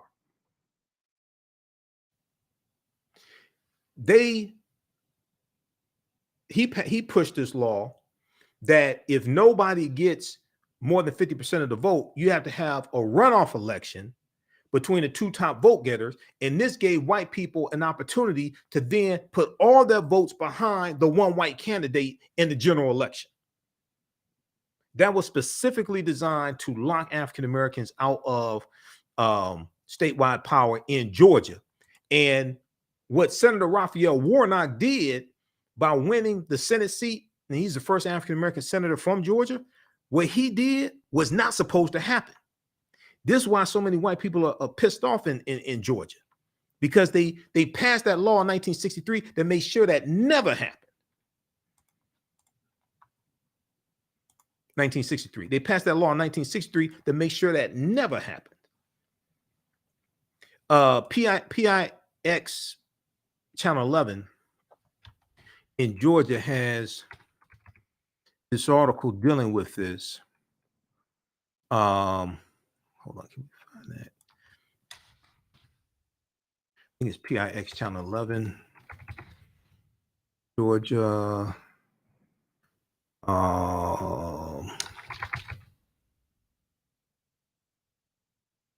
Where's that?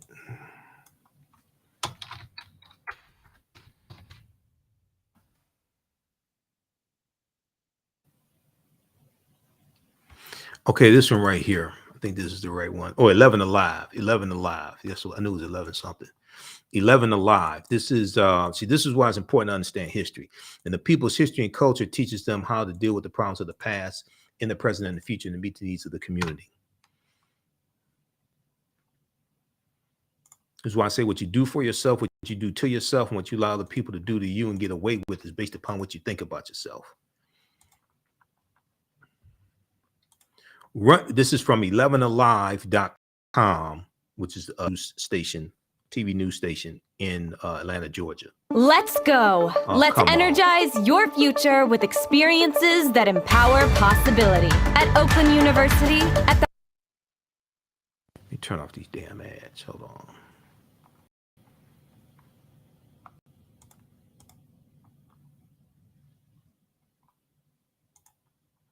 Okay, I'm trying to kill the volume of the ad. All right. So runoffs arose to limit power of black voters in Georgia, much of South, experts say. Runoff elections arose to limit power of black voters in Georgia, much of South, experts say. Now, if voting didn't matter, why would they pass this law? You got to write a law to be able to pass it. You can't just come up with a wish and then vote. You have to write. It takes time to write laws.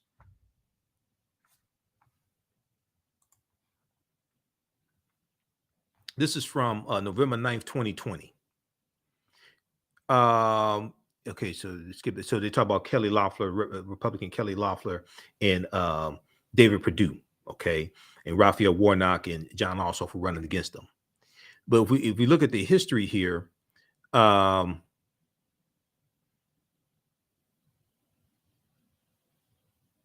report reads support for the majority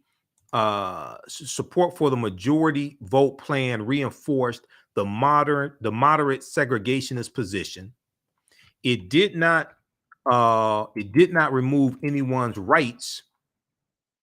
It did not remove anyone's rights to cast a ballot, but it was commonly regarded as hampering African Americans, the stigmatized black voters. Okay. If we back up, a federal report looking at civil rights in America called Denmark Gruber,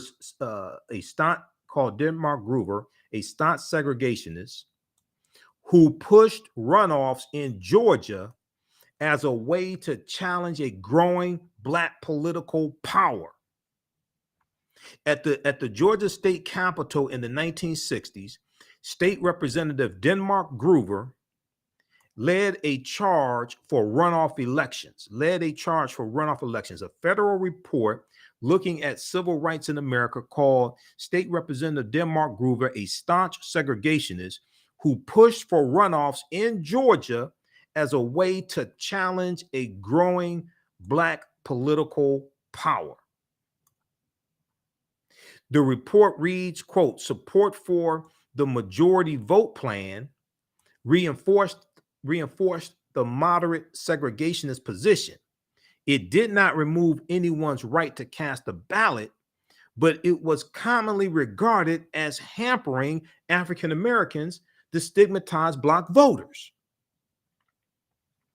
While still allowing black voters to cast a ballot, runoffs at the time attempted to make sure candidates representing the white majority, not the interests of black citizens, would be elected. Quote, the South traditionally was a one-party government. One party Democrat beginning in the 19th century up until the middle of the 20th century, and more recently, one-party Republican. As voting laws and patterns have shifted, the impact of runoffs may have also changed. Okay, so read the rest of this piece here, and they have a video in here also. Let me let's see. Can we go to this here? Let's see. Turn up the volume.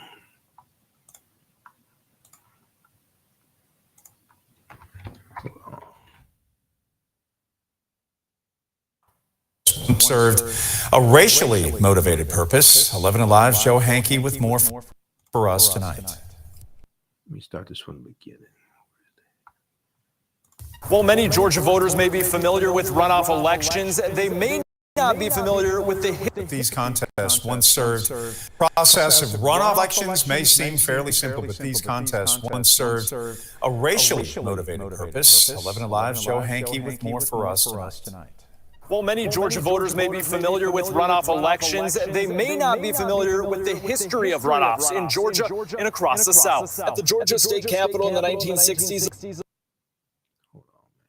the state representative named Denmark Groover led a charge for runoff elections. A federal report looking at civil rights in America calls Groover a staunch segregationist who pushed for runoffs in Georgia as a way to challenge growing black political power. And, quote, support for the majority vote plan reinforced the moderate segregationist position. It did not remove anyone's right to cast a ballot, but it was commonly regarded as hampering African Americans to stigmatize black voters. While still allowing black voters to cast a ballot, runoffs at the time made sure candidates representing the white majority, not the interests of black citizens, would be elected. They don't function precisely that way anymore, but one has to wonder what function they do have. Cal Jilson is a political science professor at Southern Methodist University in Dallas, Texas. He says runoffs are linked to elections in the South, requiring a candidate to have more than 50% or a majority of votes cast to win an election. Runoff is an opportunity for the white majority to come together and beat back a challenge from a black candidate. Frequently, as you know. And when lawmakers such as Groover wrote and passed laws requiring runoffs, they did not hide their intentions. Before anyone was politically correct, people spoke very directly about their sense of race and the importance of maintaining white supremacy. And that's what these electoral rules were intended to do. Currently, Georgia is only one of 10 states primarily in the South using runoffs and primaries. Only Georgia and Louisiana use them for general elections. Jilson views runoffs as outdated election law. There's less and less reason, and really fewer and fewer states as time goes by that use runoffs. All right. Just a second here. Let me stop this. Okay. So check that out from 11alive.com. All right. Runoffs arose to limit black voters in Georgia, much of South experts say. So after the 2020 presidential election, what was the first state to pass the voter suppression bills? Georgia, SB 202. Georgia was the first state to pass the bill. And this whole effort is being pushed by organizations like Heritage Action for America, which is the sister organization to the Heritage Foundation. Heritage Foundation, founded in 1973 by Paul Weyrich, who's anti-civil rights. But Mother Jones exposed the dark money group, or at least one of the major dark money groups that's behind these voter suppression bills. And we know that 19 states have passed about 33, 34 voter suppression bills. Now, 25 states have also passed 62 voter suppression, 62 bills to make it easier to vote, 25 states. But the bills that are being passed to make it harder to vote, those are basically in states that have a Republican-dominated state legislature and a Republican governor to sign the bill into law. If we look at this article that we talked about before, May 13th, 2021, motherjones.com, written by Ari Berman and Nick Sergey, leaked video, dark money group brags about writing GOP voter suppression bills across the country. Leaked video, dark money group brags about writing GOP voter suppression bills across the country. This is a coordinated effort that is financed. And you have these boilerplate, cookie cutter voter suppression bills that are being written by Heritage Action for America. This is Jessica Anderson, who's the executive director of Heritage Action for America. That is the sister organization to the Heritage Foundation. In a private meeting last month,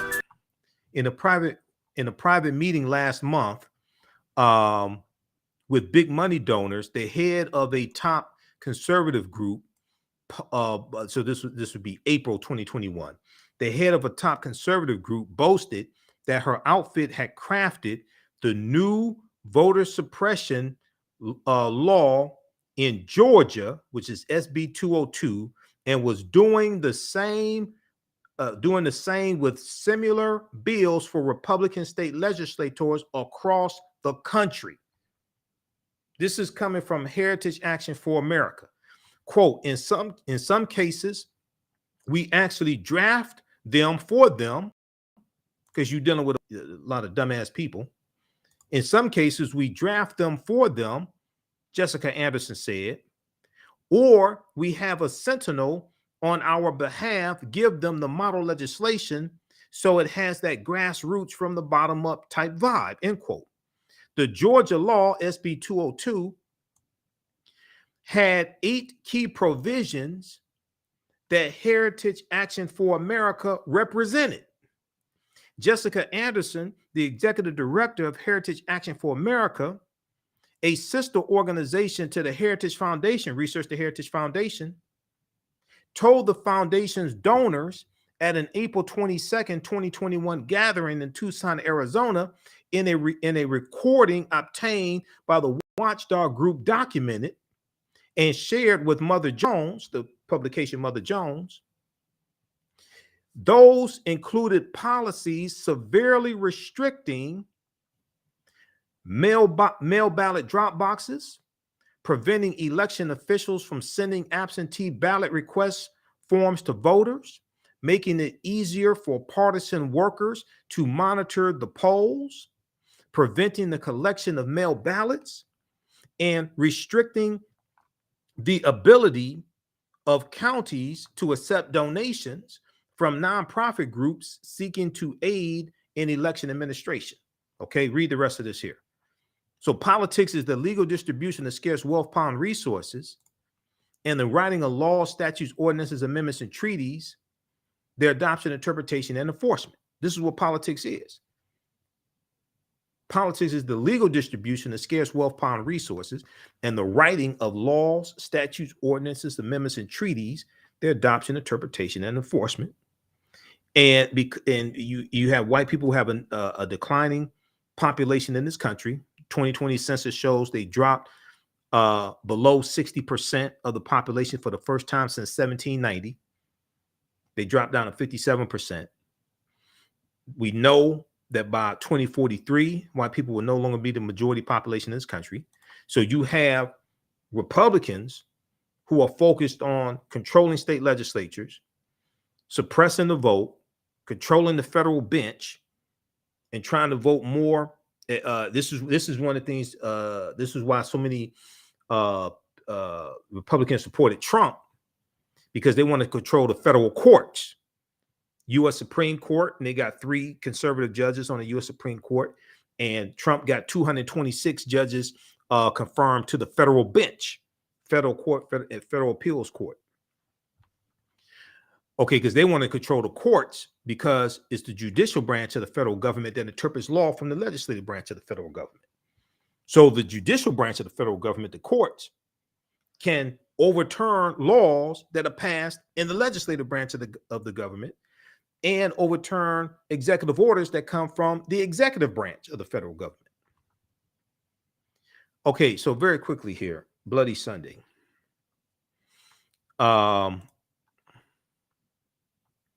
We know Vice President Kamala Harris was there for the walking across the Emmett Till Bridge. Let me see. Let me go to this here. That took place on Sunday, March 6th.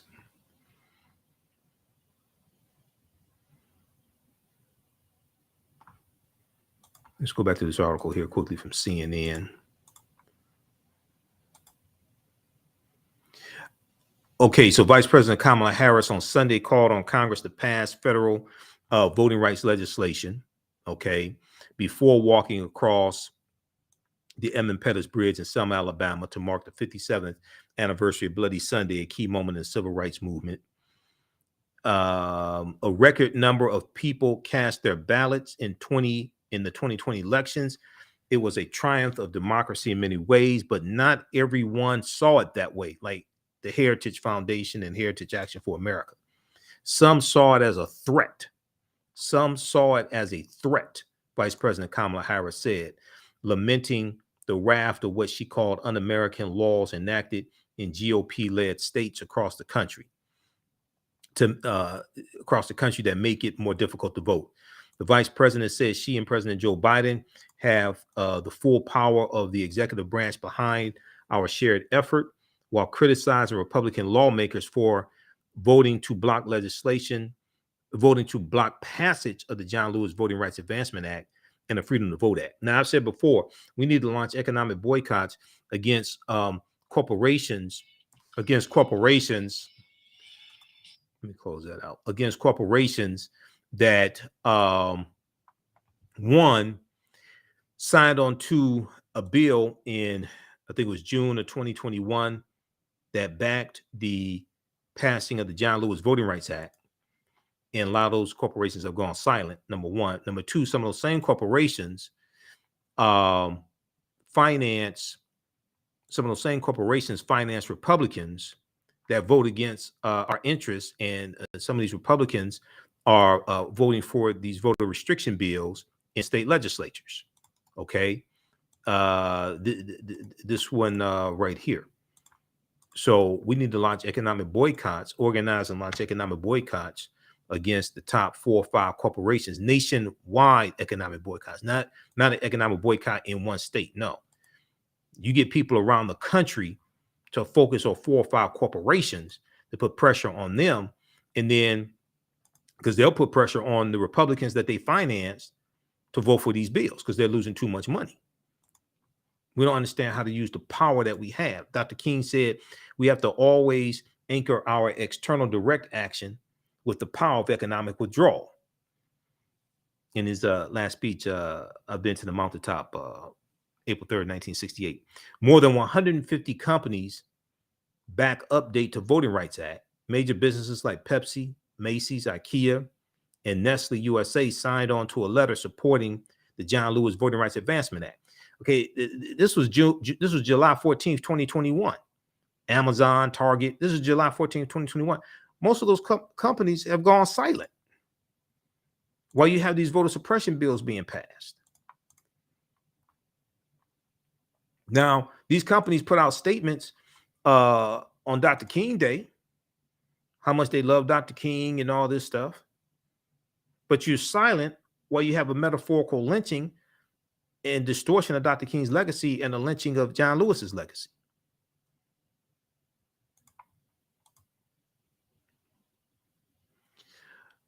Okay, so Vice President Kamala Harris said, if we all continue to work together, to march together, to fight together, we will secure the freedom to vote. We need to put economic pressure on some of these corporations and make examples out of them. Okay, because then you can get the votes. You'll be able to push these bills through, especially when you target corporations also that help finance Senator Joe Manchin and Senator Kirsten Sinema.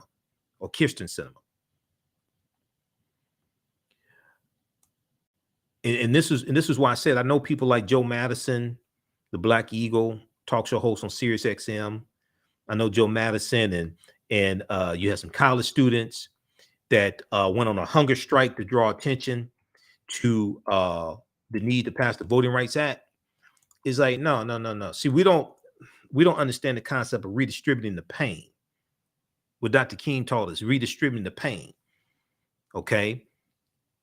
In Memphis, Tennessee, he said up until now, only the sanitation workers have been feeling the pain. He said we have to find a way to redistribute the pain.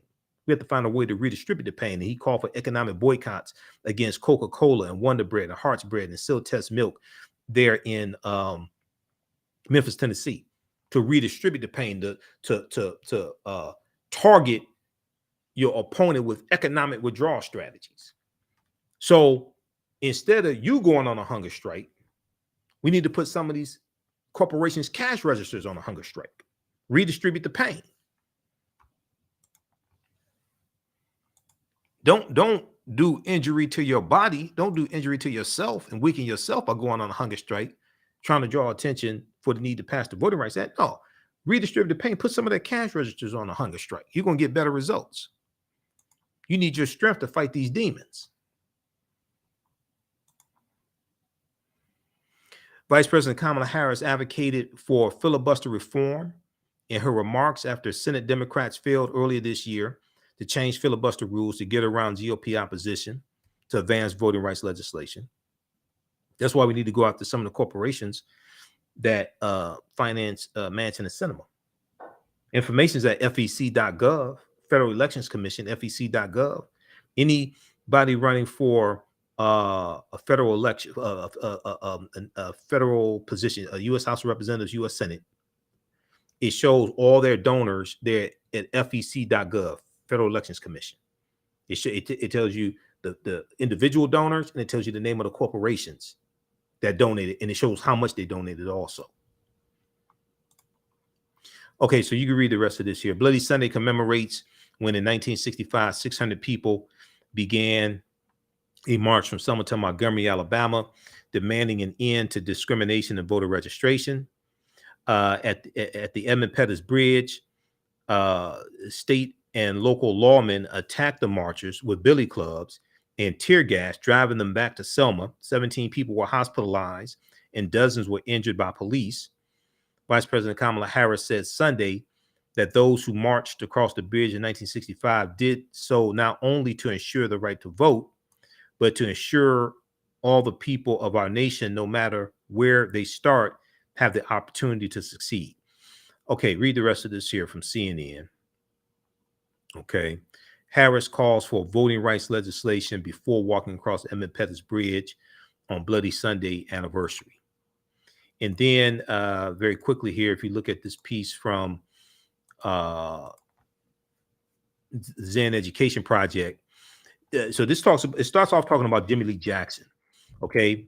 After the state police, Alabama State Police murdered Jimmy Lee Jackson, and Jimmy Lee Jackson died February 26, 1965, after being shot by Alabama State Trooper. Okay, James Bonard Fowler. James Bonard Fowler. Jimmy Lee Jackson was trying to protect his mother and grandfather, and he was shot. He died like 8 days later. After the police murdered Jimmy Lee Jackson, 600 people began a march on March 7th, 1965, from Selma to Montgomery, Alabama. Montgomery is the capital, to confront Governor George Wallace about the lack of justice served for the officer, who shot and killed Jimmy Lee Jackson, and to protest the violation of their constitutional rights to vote. Because Alabama had poll taxes and literacy tests, which were written into their state constitution in 1901, when Alabama rewrote their state constitution. That's 1901. The march was organized by the SCLC, Southern Christian Leadership Conference, SNCC, Student Nonviolent Coordinating Committee, and the Dallas County Voters League. So here's John Lewis here in the trench coat.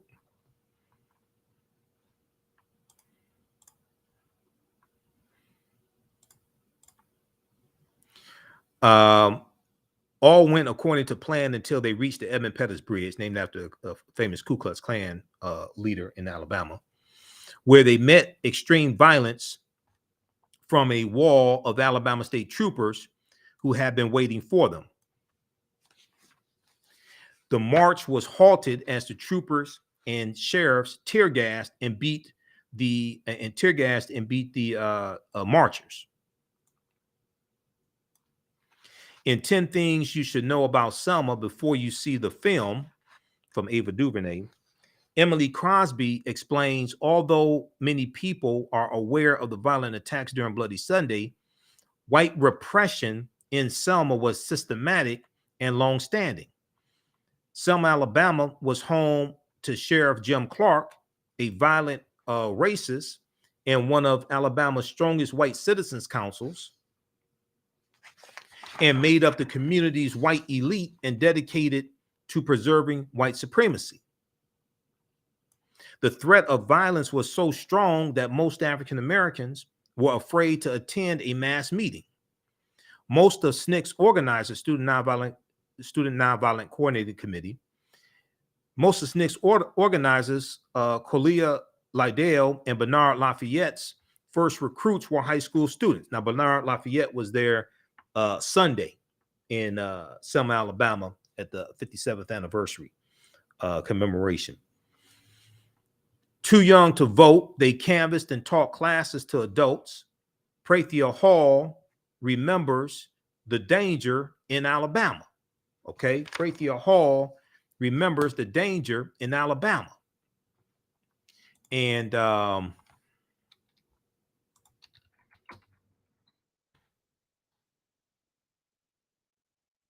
me pull this up here. Also, now, if you like this type of information, be sure to register for the online classes I teach on the weekend, on Saturdays and Sundays, because I get into a lot of this information here. I get into a lot of this information in the class.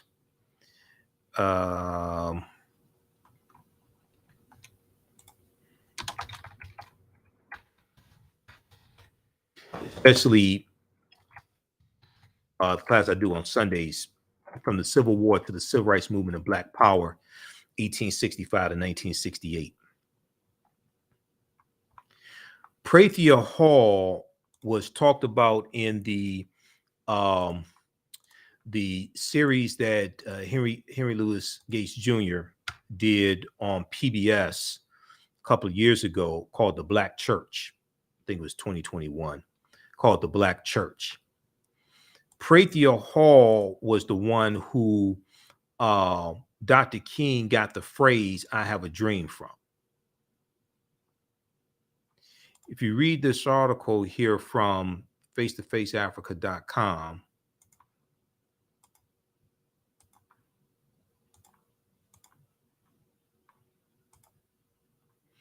MLK heard the phrase, "I have a dream," from this remarkable woman you probably don't know. July 8th, 2021, by Mildred Europa Taylor for face-to-faceafrica.com. This is Prathia Hall. This is who Dr. King got the phrase, "I have a dream," from, even though the speech he delivered August 28th, 1963, which was later called "I Have a Dream." The original name of the speech was called "Normalcy Never Again." Then the name of the speech was changed to "A Canceled Check." The speech was not about a dream. There's a whole background story. The speech was not about a dream. Years later, it's going to be renamed "I Have a Dream." But this is Prathia Hall. This is who he got the phrase from, "I have a dream." He got permission from her to use it. Okay, but read this article here. Okay, MLK first heard the phrase, "I have a dream," from this remarkable woman you probably don't know. That's Prathia Hall. So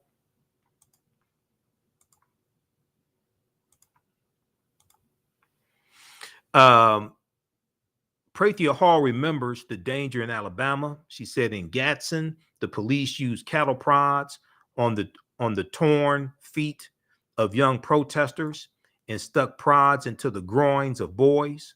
Selma was just brutal. Civil rights workers came into town under the cover of darkness. Civil rights workers came into town under the cover of darkness. So end quote. Now, even with the work of SNCC and the Dallas County Voters League, it was almost impossible for African Americans to register to vote. The registrar's office was only open twice a month, and potential applicants were routinely and arbitrarily rejected. Some were physically attacked and others fired from their jobs. Now, I want you to understand, they're talking about this attack just on people registering to vote. They're talking about this attack on African Americans for just registering to vote. The registrar's office was only open twice a month when you go to register to vote, and potential applicants were routinely and arbitrarily rejected. Some African Americans who were trying to register to vote were physically attacked and others fired from their jobs. Howard Zinn, who visited Selma, Alabama in the fall of 1963 as a SNCC advisor, offers a glimpse of the repression, noting that white officials had fired teachers for trying to register and regularly arrested SNCC workers, sometimes beating them in jail.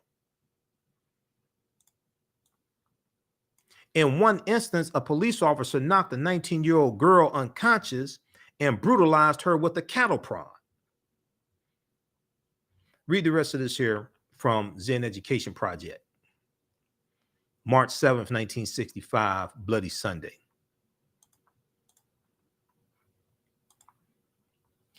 Okay, if you like this type of information, you support the African History Network, $ the AHN Show through Cash App, $ the AHN Show through Cash App, or through PayPal, paypal.me/the AHN Show. So if you like this type of information we share, you learn from the history that I share, the current events, things like this.